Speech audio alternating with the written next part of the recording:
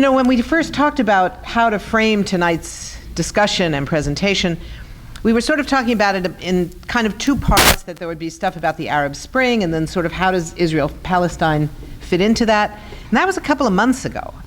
Things have gotten a whole lot worse. So what I thought I would do is talk a little bit about sort of the framework, what we're looking at in the region right now, what the challenges are, and they are enormous, but not try and go into too much detail. Just so all of you know, I'm working right now on a new primer. That one's going to be called Understanding ISIS and the New Global War on Terror. And it's due to be published in April, and of course I haven't finished it yet, so I'm very late, just to say. And then I would talk about sort of what are the developments in the Israel-Palestine side of things, what's going on at the UN, the International Criminal Court, that whole range of issues. And then we'll have a discussion. We'll talk, right? So, the State of the Union, I wasn't expecting very much about foreign affairs in general and not about the Middle East. I think President Obama is going to really keep the focus a lot on the economy because he thinks that's where things are going well. I'm guessing he didn't see yesterday's announcement by Oxfam. Did you all see that new report? It's really shocking, not surprising, but shocking, that 80 people in the world, 80 people, you know, half of you all, have enough wealth to match all of the wealth owned by the bottom 50% of the people in the world. And next year, 2016, the 1%, you all remember Occupy and the 1% will have as much wealth as the 99%. Not only unemployment, but inequality is on the rise. And yet we're going to hear tonight, I promise you, that the state of our economy is good, that we're on the upswing, because Wall Street is on the upswing. And that's the big problem.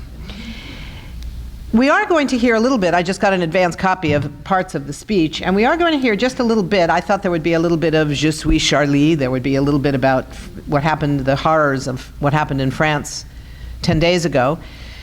I think we're also going to hear a little bit of a request from the president. He's going to request from Congress that they draft and pass what's known as an AUMF, an authorization for the use of military force. If you remember, the last couple of AUMFs have been used quite broadly. The first one that was passed just a couple of days after 9/11, that gave full authority to the president to go to war against anyone associated with, by his judgment or anybody else's, associated with those who were responsible for the attacks of 9/11 for as long as it takes, anywhere in the world, for as long as they want, with no restrictions of geography, of time, of weapons, of opponent, of victims, or anything else. Another one was passed the following year to authorize war in Iraq, and you all remember what happened there. And now that it's been several years that President Obama has been relying on these earlier authorizations to go to war in a completely different environment against completely different people, different organizations, in a different era, he's now saying, well, I'd like Congress to come forward with a new authorization. I'm guessing they will do that. I don't think we're going to hear very much about Israel-Palestine. I don't think we're going to hear about the war in Syria. I don't think we're going to be hearing about, we may hear a little bit about how ISIS is on the run. I wish that were true, but unfortunately it's not yet true, and at this rate will never be true, because what the US is doing is making things worse, not better in many ways. I don't think we're going to hear much about the Iran negotiations, which actually is something that President Obama could legitimately brag about. But unfortunately, I think he's going to see it as not something to brag about, but as something to be ashamed of, and so he's not going to talk very much about it. He's also going to not talk, well, he's not going to talk about a whole lot of things. That's part of the problem.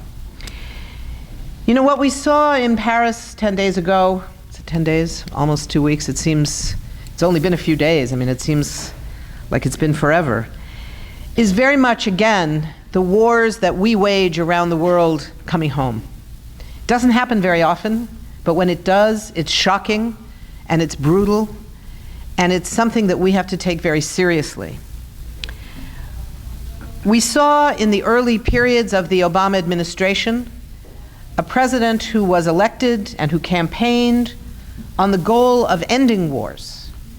I'm going to end the war in Iraq because it's a dumb war, he said. He said, I'm not against all wars, but I'm against dumb wars. I'm against stupid wars. That's a pretty good position.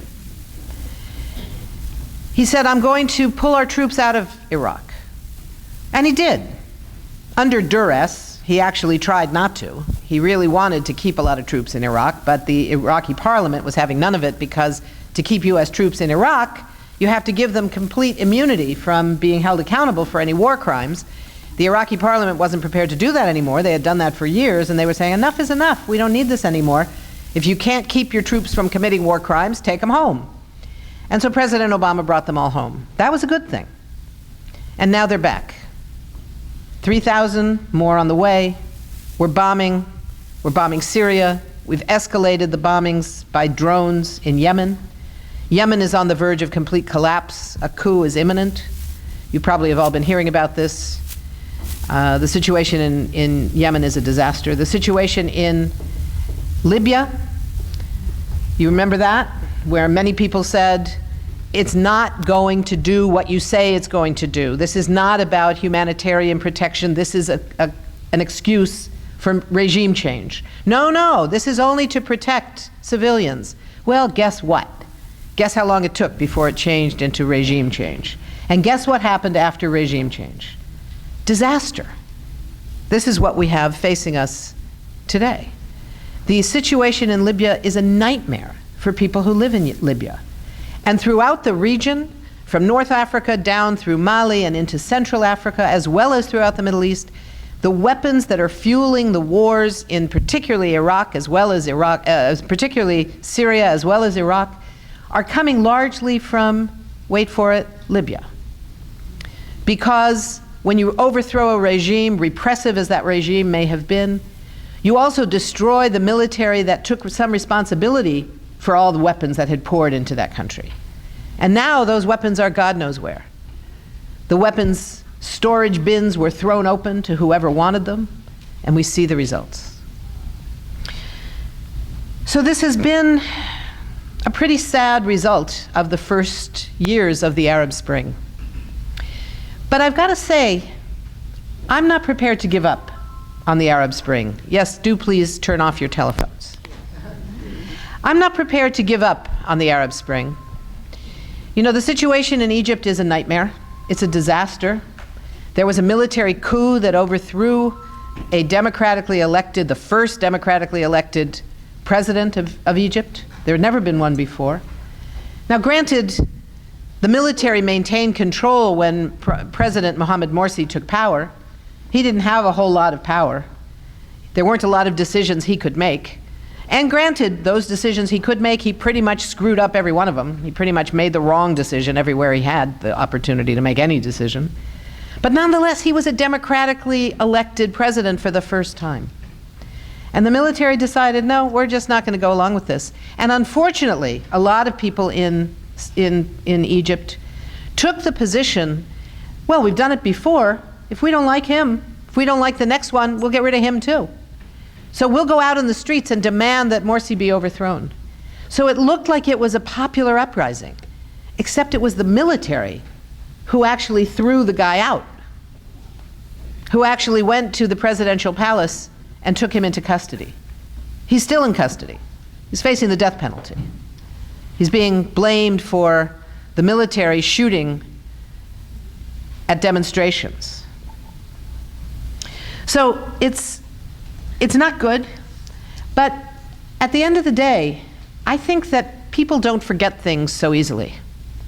I think that in Egypt, there are plenty of people who came into Tahrir Square saying, we want to claim our rights as citizens for the first time.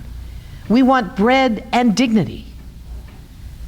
We don't want just handouts. We want a dignified life where we have some control over our government, where we decide how much religion there should or shouldn't be in our government, where we can have jobs, we can feed our kids, we can go to school, the basics.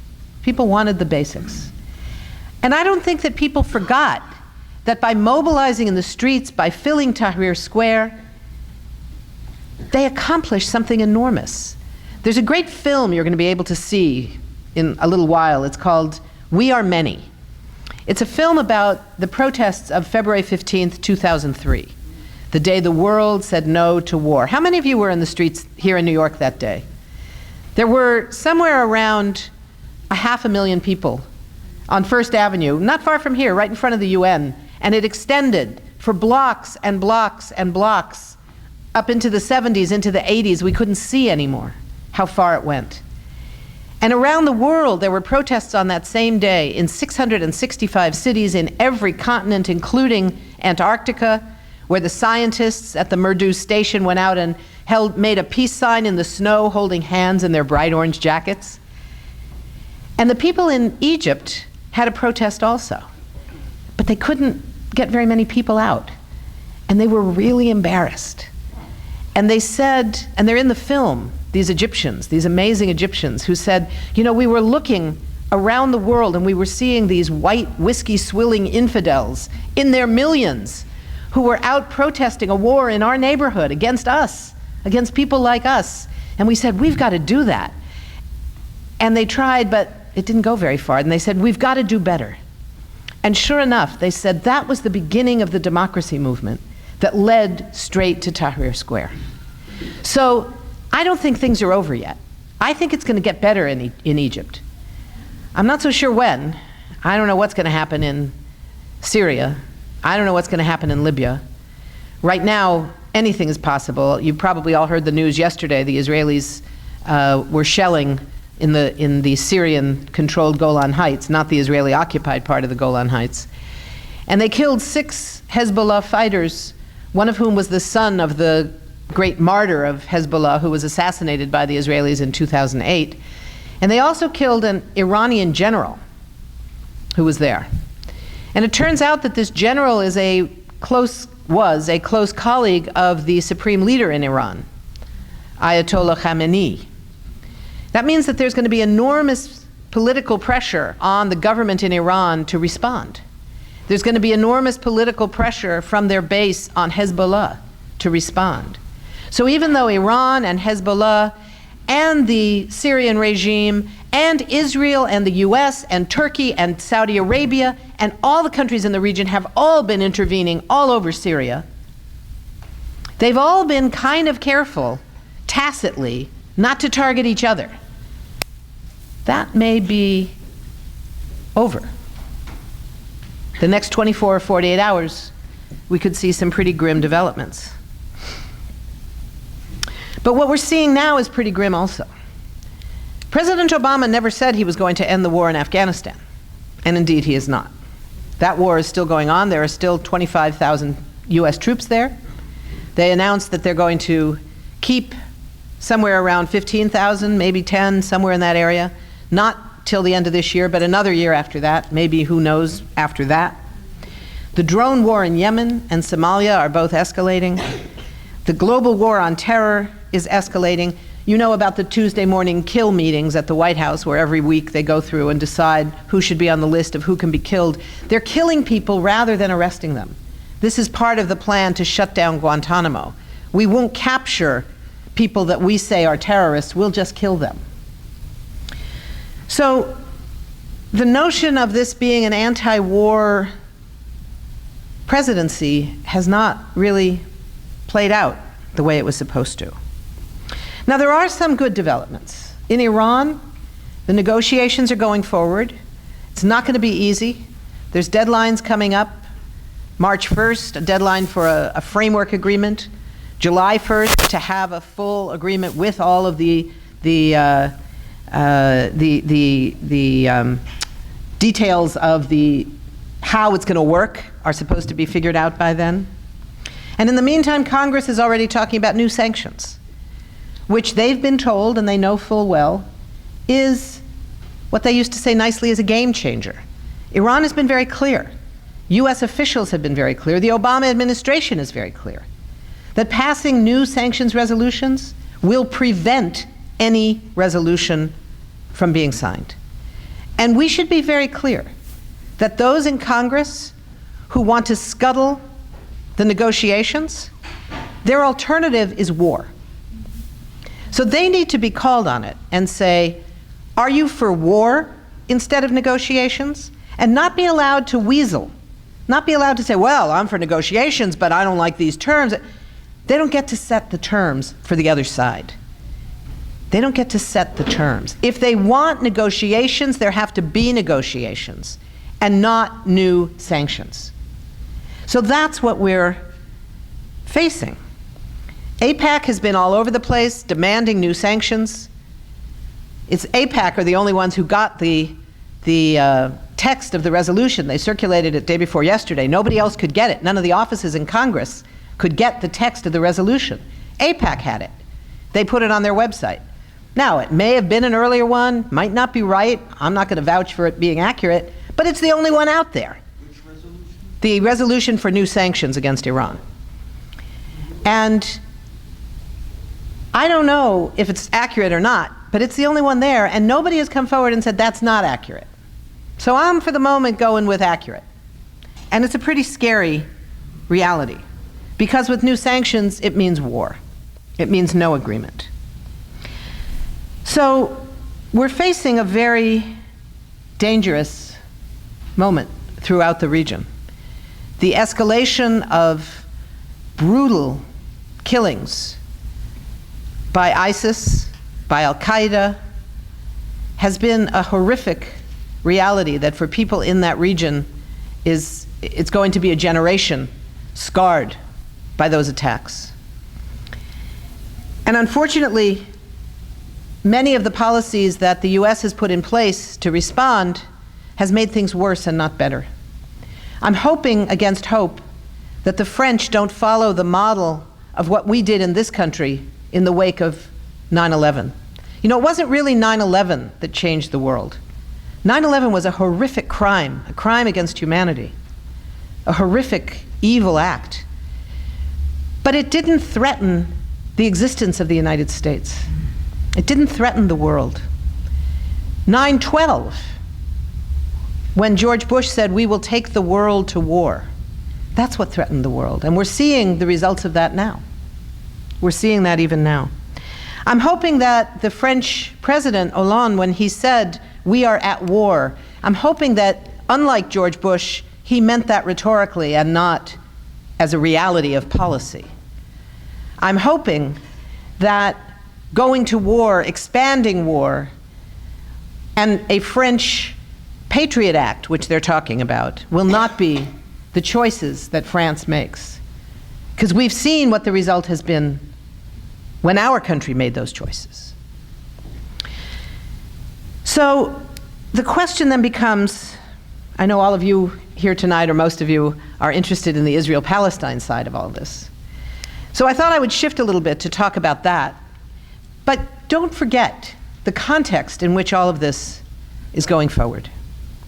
It's a very grim moment. We saw that this summer in the latest Israeli war on Gaza. 50 days of bombardment that led to the deaths of almost 2,200 Palestinians, of whom 30% were children. 6 Israelis were killed.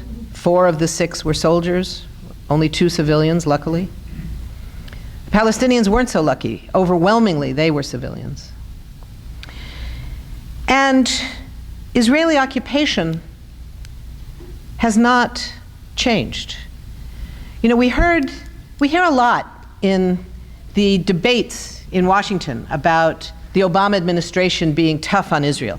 If you remember back in 2010, that was the summer that Netanyahu came to Washington, and there was that sort of tense set of interactions between Bibi Netanyahu and Barack Obama. There was the finger shaking of Obama, against Obama by Netanyahu, and a lot of criticism of Obama because he kind of sat there and took it.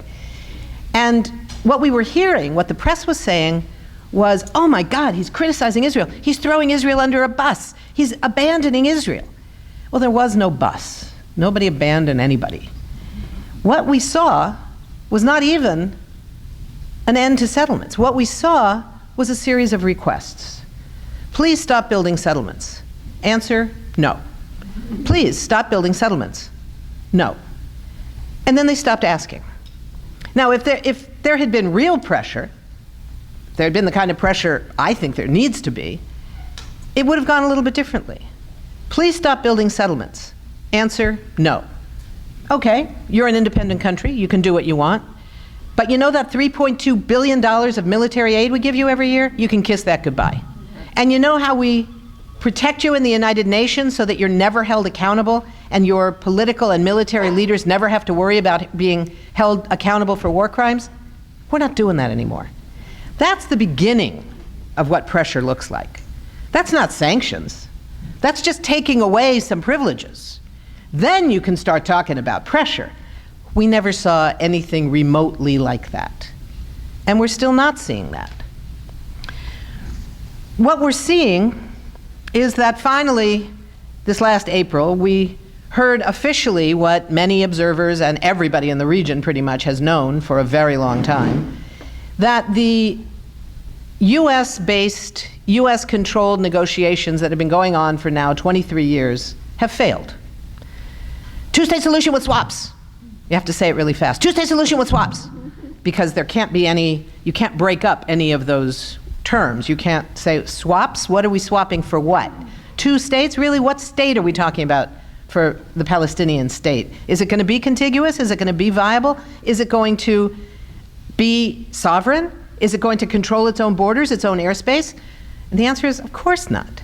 None of that is on the table. So what a surprise that these negotiations failed. The only change in April was that finally, the State Department and the White House admitted it. These negotiations ain't going nowhere. And many people, myself included, I confess, were very pleased to hear that. Because the illusion of peace talks had led to 23 years of Israeli expansion of settlements, of expansion of an apartheid system in which one government has all the power in one piece of land, in which different populations determined on the basis of religion and ethnicity face different political and legal systems. That's the definition of apartheid. All of that expanded during those 23 years. The Oslo mythology was that both sides have an interest.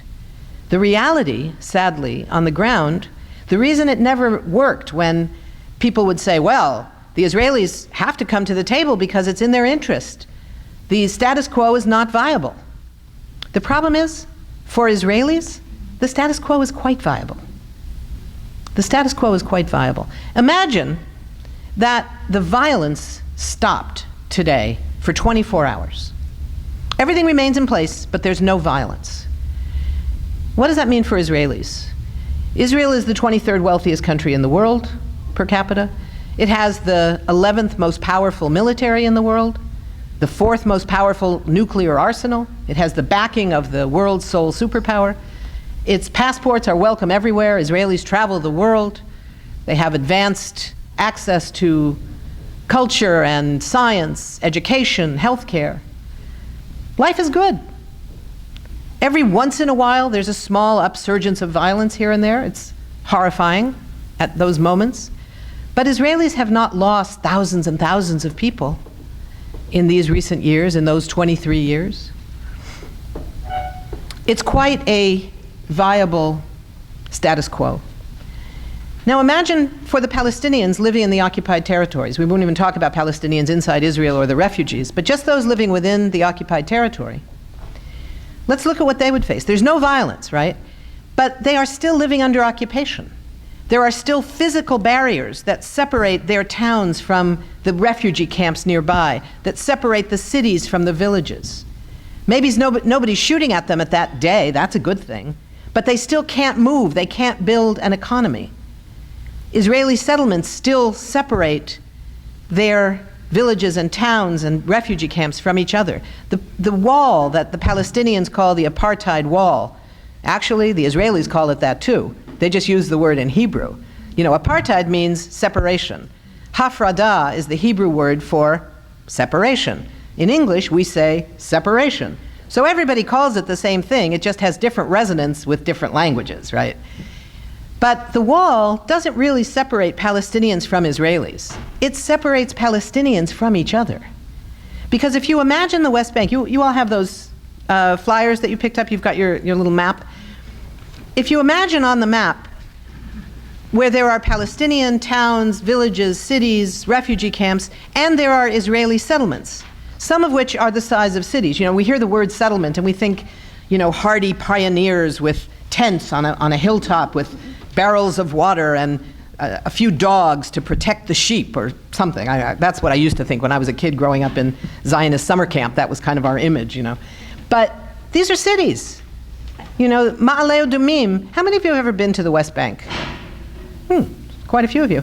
The town of Ma'ale Adumim, it's a settlement outside of Jerusalem. It has 40,000 people. It's a city. It's a city. It has 2 high schools. It has a junior college. It has an aircraft maintenance school. It's a pretty beautiful city. It sort of looks like the suburbs of LA. So these are big cities. The way it works in the Palestinian territory is that if you imagine Swiss cheese, Israeli-controlled territory is the cheese. The Palestinian towns, villages, and camps are the holes. The cheese is what's attached to each other. It's contiguous. The Israeli pieces are not. They're separated. And part of that is because of the Apartheid Wall. Sorry, Palestinians, right? So the problem is not that there's negotiations. There needs to be negotiations. The question is, based on what? Based on the continuation of U.S. power that embraces the U.S.-backed Israeli settlement process? So that what we're negotiating is what percentage of the 60% that Israel says they're willing to talk about of the 22% of historic Palestine. We will never talk about the historic compromise that the Palestinians made in 1988 when they recognized Israel and said, we are prepared to have a state not in all of what was once Palestine, but in the 22% that was left after the war of 1947-48. It was a huge historic compromise which many Palestinians opposed. But it was a brave move by a leadership that felt they had no choice but to make that compromise. Now it's as if that never happened, that the only issue that anybody would ever want to talk about would be the 22%, which is the West Bank, Gaza, and East Jerusalem, and what part of that could become a Palestinian state. Well, that's where we get to two-state solution with swaps, because that's where you get to what in Washington they like to talk about as facts on the ground. We have to recognize the facts on the ground, which means that the illegality goes away if you can just manage long enough. That settlements somehow become legal and they just are there, so you have to deal with them. Instead of saying they were illegal when they were built and they're illegal today. And we now have 650,000 illegal Jewish settlers in the occupied West Bank and occupied East Jerusalem who are violating international law every morning just by getting out of bed because their home is built on expropriated land. Now, interestingly, more and more people in the United States are starting to get that. There was a fascinating poll. Polls are of dubious value, let's be clear. Polls are like photographs. They say something about a moment, but they can tell you something that can be kind of astonishing, and then you remember that moment. Remember I was talking a few minutes ago about what happened in 2010 when there was all the fighting between the US and Israel, and they're throwing Israel under the bus, and Bibi Netanyahu should tell Obama what to do. No. And there was all that back and forth. During that summer, the Zogby operation did a poll of Democrats and Republicans on a bunch of questions having to do with the Middle East. One of the questions had to do with settlements. And the question basically said, Israelis are building settlements throughout the occupied territory. Which of the following two statements best reflects your opinion? Statement number one, Israelis are building settlements for security reasons and they have the right to build wherever they choose. Sentence number two, Israeli settlements are violating international law and they should all be torn down and the land returned to, that they're built on expropriated land was the language. They should be torn down and the land returned to its original owners. Now, I happen to agree with sentence number two, but it's a very kind of extreme way of describing it. You could describe it slightly less extreme than that, but that's a pretty direct and in-your-face way of describing it. 63% of Democrats chose sentence number 2. In the midst of that very tense summer about what U.S.-Israeli relationships were all about. I think that's a pretty extraordinary snapshot. I don't know that you'd get the same result today. Maybe you would, maybe you wouldn't. But it has everything to do with how the discourse in this country has been transformed. You know, I spend a lot of time on the road. I was saying earlier, I spend a lot of time in church basements. But I also spend a lot of time at universities and in weird little tiny television studios and community radio stations, and I talk to all kinds of people. And I gotta say, it's a different world out there. It's not to say that everybody agrees with me. That would be really boring, among other things. But there has been such a powerful change from years ago when I started doing this work. You know, death threats were common. The Jewish Defense League shot into my house in LA years ago. You know, that stuff doesn't happen anymore. It's a whole different world. As I say, not everybody agrees, but the conversation has been transformed. You see it in the academy. Look at all of these academic institutions that are now passing what's known as BDS resolutions, Boycott, Divestment and Sanctions, which is the global campaign to bring nonviolent economic pressure to bear on Israel to stop its violations of international law. You know, these are not arbitrary, we're going to boycott Israel because we don't like them. This is, we're going to boycott until Israel stops 3 specific sets of violations. It's very concrete, it's all spelled out in the campaign call. So it's very amazing that it's happening all over the world. In Europe, it's already had extraordinary economic impact. The largest incident of a European contract collapsing and being withdrawn was a contract by the Veolia Corporation for the City Council of Stockholm. They had a $10 billion contract to build a new light rail system across Stockholm and its environs. And they ended the contract because of the pressure being brought to bear on the Stockholm City Council by BDS activists who said, you can't do that with Veolia because Veolia is responsible for helping to build an illegal light rail system in the occupied territories. And they said, you know what? You're right. We're taking away the contract. A $10 billion contract was lost. So the impact is huge. Now in the US, we can't claim that kind of economic power yet. But we are seeing an enormous shift in how ordinary people and ordinary institutions of our country come to understand this issue. If you look at the faith-based world that you all come to, look at the Presbyterians and the Methodists, 2 of the biggest mainstream denominations in this country. And not, I would say, necessarily the most progressive. That belongs to the UUs and the Quakers, in most ways, from my vantage point at least.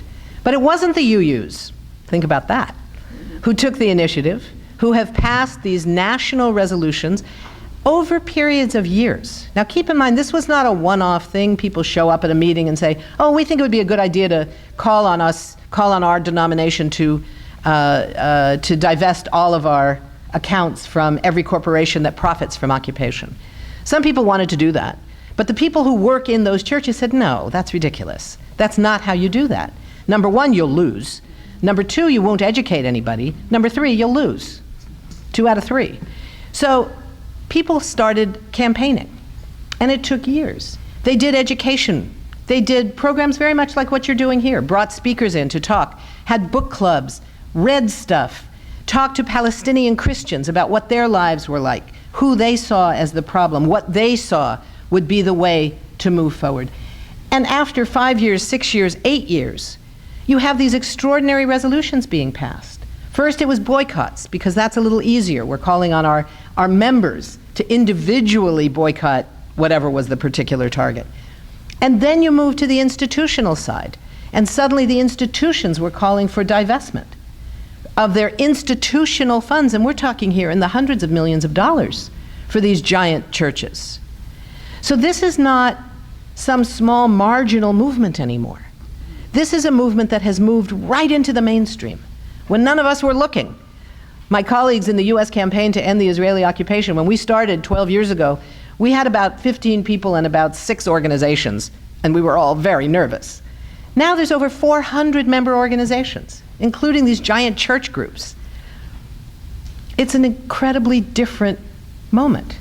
It's a different political moment. The problem we face is that there's been this huge shift in the discourse, in the public discussion. In the press, there's been a significant shift. Not as much as for the public, but significant nonetheless. But when it gets to the policy, that's where we have a problem. When it gets to the policy, we don't see any significant change. There's been a couple of small changes. I don't want to minimize it. We heard during the Gaza war last summer that when Israel made its usual request to the Pentagon to replace the Hellfire missiles because it had used up its stock, the White House suddenly announced, you know what, I think from now on we're going to make sure that the White House gives permission before we just go allowing the military to send them off willy-nilly with no accountability for how they might be used. Now that's not a huge shift because as soon as they asked the White House said yes. But the recognition that there should be some kind of accountability, that's a huge shift for the US. That's enormous. So we have to take that, I think, very seriously. You know, the Palestinians right now are facing a horrific set of circumstances. At the level of people on the ground, if you look at the situation in Gaza, where 36,000 people had their homes completely destroyed, thousands more, their homes were so damaged they can't be lived in yet, no building materials being allowed in, medical care is severely limited. Fresh water, the UN has said that 90% of the water available in Gaza, and not very much is available at all, 90% of it is not fit for human consumption. The sewage treatment plant has not been rebuilt. There is raw sewage in the streets of Gaza. Every time the floods come, every time it rains, the flooded sewage pools run out into the areas where the people are living in tents. 5 children have died in the region, not only in Gaza, 2 in Gaza, because it's been such a cold winter. The snows, it's nightmarish. In the West Bank, the physical conditions are not so bad, except for those people whose homes have been demolished. Hundreds and hundreds of homes have been demolished by the Israelis, and they're left with nothing. They're left with no tents. The UN tries to provide tents, and when they set up the tents on their own land, the tents are torn down by the Israelis. But it's not only the physical challenges that exist on the ground, it's also the sense that nothing is changing yet. I need to really emphasize what Palestinians are facing right now, because it's, for people who haven't been there recently, it's a very, very hard time. And internationally, things are much worse, ironically, than they were in 2012. You know, there was that short Israeli war against Gaza in 2012. It wasn't as long as Cass led in 2008, 2009. It wasn't nearly as long as this year's war, but it was still a serious war. But during that moment, that was at the height of the Arab Spring. Gaza was not isolated. Israel was isolated. You saw a host of foreign ministers from the Arab League, the Prime Minister of Egypt, the Foreign Minister of Turkey, who went to Gaza City to stand with Gaza under the bombs. It was an extraordinary moment. In 2014, you saw none of that. The military government in Egypt is now collaborating with Israel. They shut the one exit and entry point for Gaza, the Rafah crossing into Egypt, the only one not controlled by Israel, was shut by the Egyptian government, to great cheers from the Israelis and the Americans. There's been some pressure, and I heard lately, the last few days, that the crossing has been open a couple of days a week now, and there's some talk that maybe they'll be able to be convinced to open it permanently, but there's no guarantees.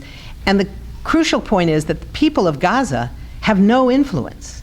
People of Gaza have no control over their skies, over who goes in and out, which is basically no one, goods coming in and out, which is basically nothing. None of this is under the control of the people in Gaza, the governing forces in Gaza led by Hamas, the Palestinian Authority, who is now part of a coalition government with Hamas. Together or separately, they have no power. None of them do. Israel has the power. So this notion that Gaza is no longer occupied because Israel withdrew the troops from being in the streets of Gaza City to being surrounding the territory of Gaza, that doesn't end occupation, it just changes the kind of occupation. Instead of old-fashioned colonial settler occupation, it's a siege kind of occupation.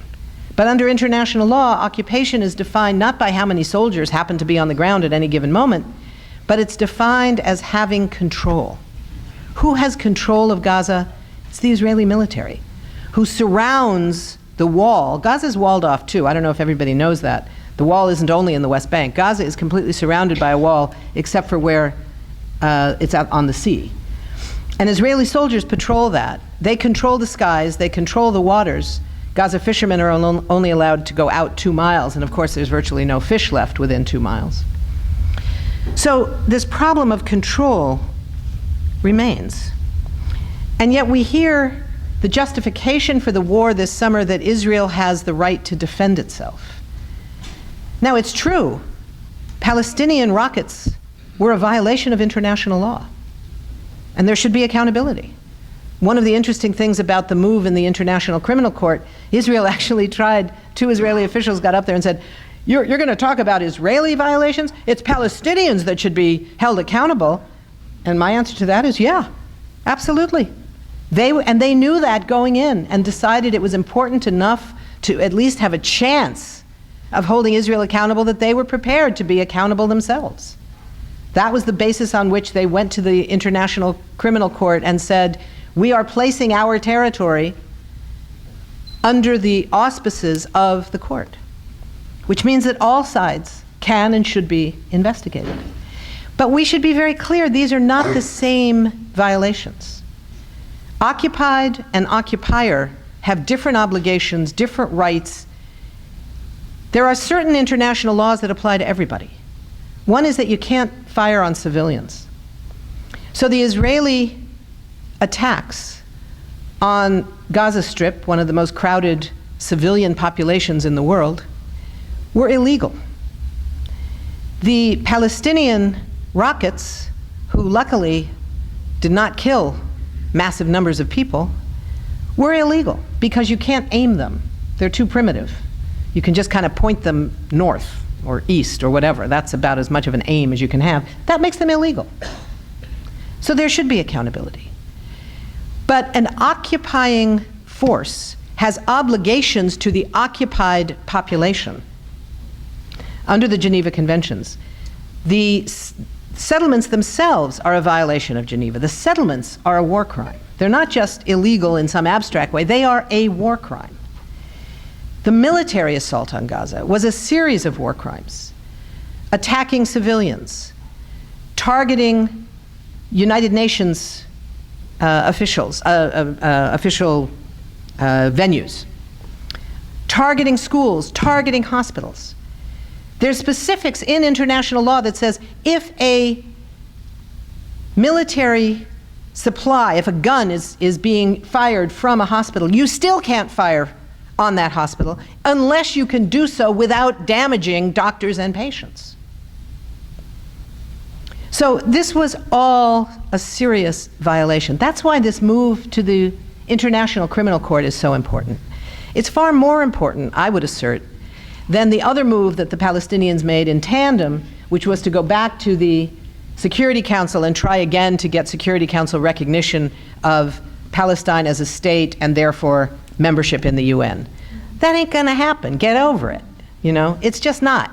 Now, there were all kinds of issues, how they raised it the last time, the timing. You know, why did you do it 2 weeks before the end of the year when 2 weeks later you would have South Korea and Argentina, neither of whom supported the Palestinian move? They were being replaced by Malaysia and Venezuela, both of whom would support the Palestinian move. So why wouldn't you wait the 2 weeks? God knows. I mean, where that decision was made, how it was made, and why it was made, I don't have a clue.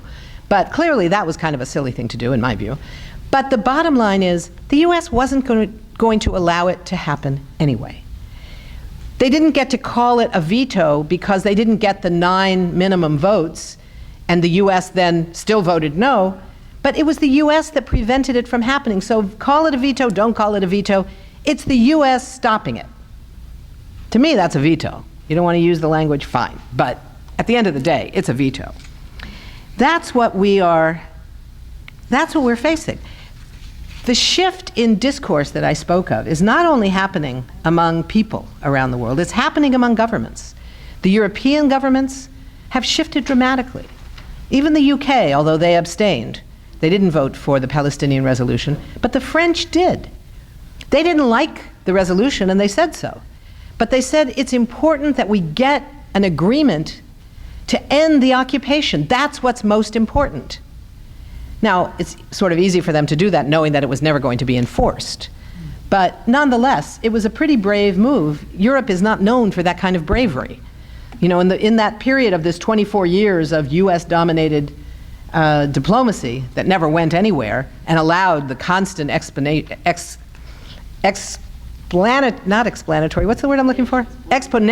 thank you, the exponential expansion of settlements across the occupied territories. The European position was, Israel's going to bomb, we'll rebuild it. We'll pay for the rebuilding. Israel destroys Gaza, we'll rebuild Gaza. Israel comes and destroys Gaza again, we'll rebuild it again. Finally, they started saying, you know what? Maybe we should do something a little different. Maybe we should do something to try and stop the occupation, try and end the occupation. Now, I don't happen to think that the resolution they put forward was a very useful one. Number one, it was way too weak. Even if it had passed, there was no way to enforce it. It didn't really mean anything. All it said was, we urge in 1 year negotiations to be done. Well, okay, that's fine, but what if they're not? You know, and what negotiations, and who gets to negotiate over what? You know, it was all very not clear. But nonetheless, it was a major shift being seen at the level of governments that we had not seen before. So I want to just talk about one other thing, and then we'll open up for questions and comments and discussion. Well, two things, actually. One is about the International Criminal Court. That's a long way away as a solution of any sort.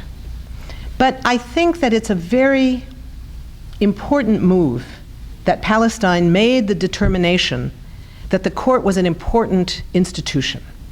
Now, it's a weak institution, it's a politicized institution, it has no enforcement capacity, and it was designed that way. I was at the negotiations in Rome in 1999? 8? I can't even remember. I remember Rome. I don't remember the date. Okay, 1998, when the Rome conference, it went on for 7 weeks of negotiations. And everybody knew from the beginning that the US was not going to sign on to join the court. And yet, the US had the biggest delegation there. Over 200 diplomats were there for the whole 7 weeks. They were stationed everywhere. The smoking room, the bathroom, the coffee room, the Xerox room, the phone booths. Everywhere you looked, there was some American crouched, waiting to pounce on every diplomat they could see. And what was their line? If you just weaken it a little bit, I think we can get our government to sign on. Just one more little edge back from having real power, and I think we can get it. Well, so they kept saying, well, it's just a little shift, over and over and over again, and guess what happens? 7 weeks of negotiations, they take a vote, 121, I think, voted in favor, and 7 countries vote no on this now thoroughly weakened criminal court. And who are the 7? The US. You want to guess who our fellow resistors were? Israel. No, France and Germany were big supporters. China, Russia, Kuwait, Libya, and the UAE, as far as I know. North Korea wasn't there. So, you know, is that who we want to be in bed with when we're talking about human rights? I mean, really? So, there's no question that this is a young institution. It is not yet capable of holding accountable those who commit the most crimes. We should remember the words of Dr. Martin Luther King Jr. when he said that the United States is the greatest purveyor of violence in the world. He said that decades ago, and it's more true now than ever. Will Henry Kissinger ever be held on the Pinochet precedent? Not anytime soon, and probably Dr. Kissinger, bless his heart, he's 90-something years old, he probably won't be around. Pinochet had to go and die before he could finally be held accountable. But there was an arrest. That was huge. The Pinochet precedent changed everything and said that, yes, heads of state can be held accountable. There's not the political will and the political power yet, but there's now the framework, there's the basis, there's the legality to do it. So this isn't going to go anywhere very fast. But I think, you know, it's true, the arc of the moral universe is long, but it does eventually tend towards justice if we fight for it. It doesn't by itself. The International Criminal Court will remain one of those alphabet soup institutions from the UN that nobody pays much attention to. Lots of diplomats go and, you know, live in fancy hotels and whatever, run around the world talking about it, and it won't mean anything unless we fight for it. And that's the final thing that I wanted to say, which is about what our role is as people committed to peace, committed to justice, committed now to justice in Palestine and Israel. I think it means that we have to base what we do on international law and human rights and equality for all. And if we do that, it's much easier to talk about this stuff. We're not out there saying, we stand with the heroic Palestinians against the terrible Israelis, or say we stand against the terrible Palestinian terrorists, we stand with Israel. We're saying we stand with international law. And right now, frankly, it's Israel that is by far the main violator of international law, and it's more important because we are enabling it. We're paying for it, we're buying the arms, we're providing the protection, we're allowing the impunity. That's why we have an obligation. When we look at the language, I talked earlier about the language of apartheid. Israelis call it what it is. Their discourse is a lot more free and open than ours. You know, you talk about apartheid here and some people still raise an eyebrow. Not as much. You know, that's something that's changed.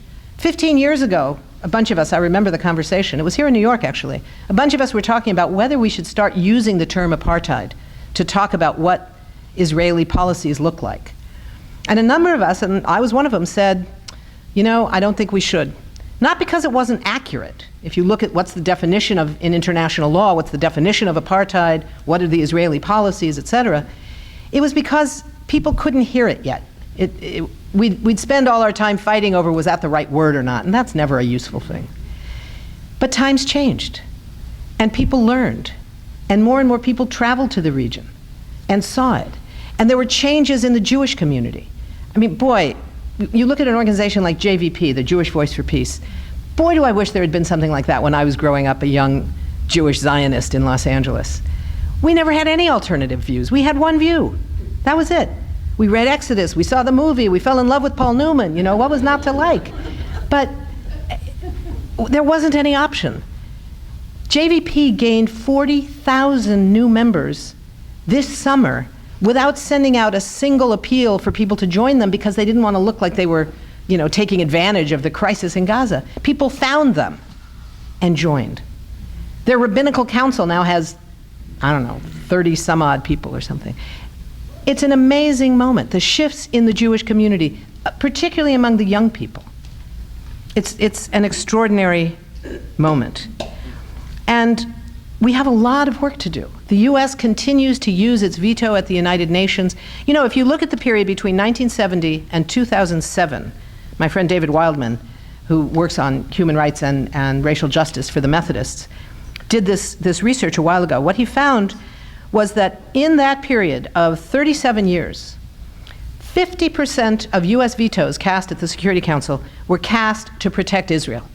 30% were cast to protect apartheid South Africa or apartheid Southwest Africa. So altogether, 80% of US vetoes were cast to protect apartheid. Now that's something we need to be talking about. That's something we need to challenge. So I want to leave you with one story. And that is it was a couple of years ago. This is a story about JVP and why they're doing such amazing work. Because there's this huge generational shift in the Jewish community. Aipac is still powerful. They still have a ton of money. You know, they represent the right wing. The right wing always goes with the money, right? Those two things, you know, poor people vote for the left, not the right. It's sort of an old story. Aipac has a lot of money. They don't any longer have the ability to tell members of Congress, and we will bring you the votes, you know, because they don't speak for the majority of Jews anymore. If they ever did, we can argue that one over a bottle of wine some night. But the bottom line is they certainly don't now.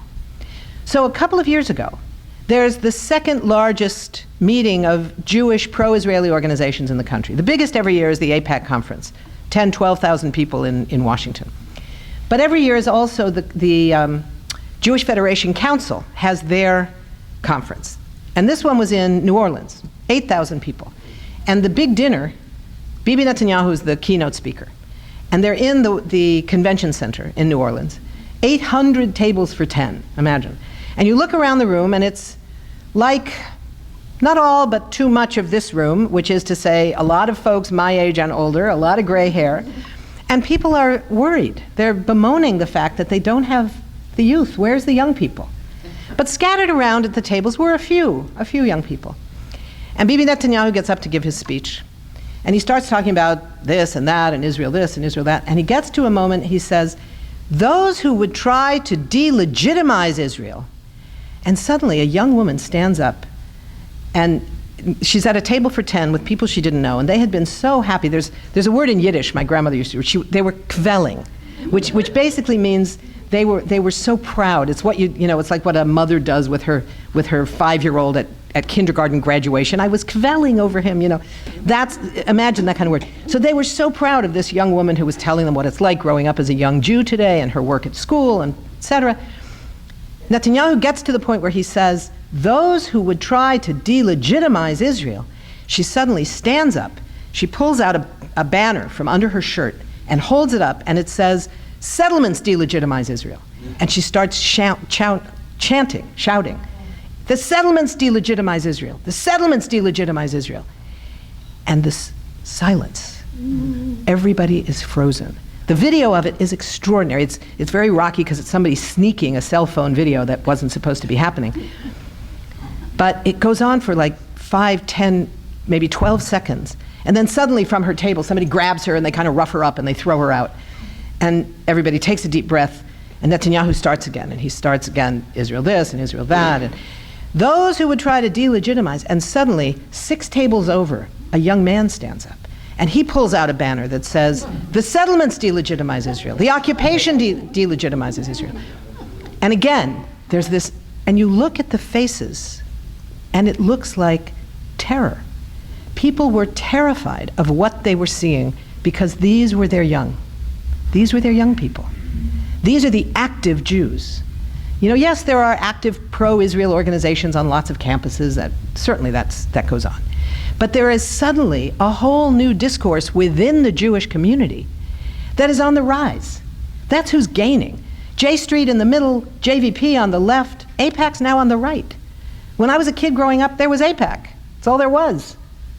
There was one view. And you didn't ever think to disagree, because why would you, right? And suddenly, there's all kinds of views. People have created Open Hillel. I spoke at their conference at Harvard, a couple of months ago. It was fantastic. 400 young activist Jews from all over the country who are very upset that their Hillel chapters have been told by the National, we welcome all opinions. We are a group for all Jewish students. But, there are red lines. You may not have a speaker who talks about boycott, divestment, and sanctions. You may not have a discussion within the Hillel house about boycott, divestment, and sanctions. And these people were saying, you know what? I'm also an American. I have the right of free speech. And they created a whole new organization called Open Hillel to say, no, you don't get to tell us what we can talk about, because we are part of the Jewish community too. So I wanted to leave you with that story just because I think it's an amazing one. but also because I think it's important to recognize how broad this shift is that's underway. As bad as the situation is on the ground in Syria, in Gaza, in Iraq, in Libya, throughout the region, in this country, we have some good news that has to do with people understanding things in a whole new way. So thank you for the opportunity to talk about it. We'll have time for some questions and discussions.